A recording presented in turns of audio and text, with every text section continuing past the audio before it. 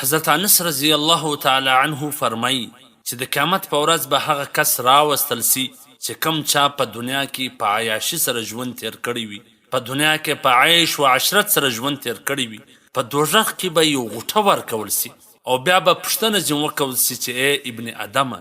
ایا په دنیا کې پر تا یو څه وسایي وله، څه وسایي د باندې راغلی،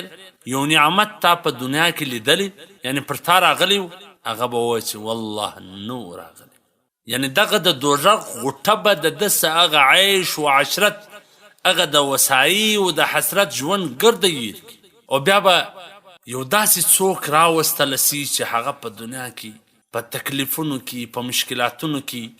په مصیبتونو کې د دین په خاطر په قربانۍ کې وخت تیر کړی، چې کله په جنت کې یو غوټه ورکول سي او بیا پوښتنه ځینې وشي ای ابن ادمه، ایا پر تا څه تکلیف راغلی دی، تا ته څه مشقت او مصیبت پیښ شوی دی؟ دی به ووایي چې والله نه دی راغلی. یعنی په دنیا کې یو عیش و عشرت کولو والا سبه دا ټول عیش و عشرت، دا ټول آرام و راحت، دا ټول سکون هر څه چې د په دنیا کې کړي دي دا به د دوزخ په یوه غوټه د ده سیر سي. او په دنیا کې چې هر څه مصیبتونه، هر څه تکلیفونه، هر څه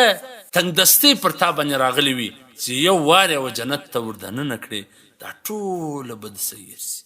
ته به ووایې چې پر ما هېڅ تکلیف نه دی تېر سوی. نو دا د دنیا تکلیف عارضي تکلیف دی، د دنیا مشقت عارضي مشقت،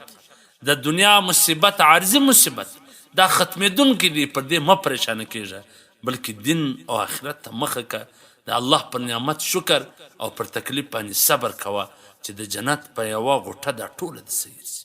دا د دنیا عیش و عشرت، دا د دنیا په حاشي او عریاني، دا ټول عرضي شی و دې ته مه ګوره.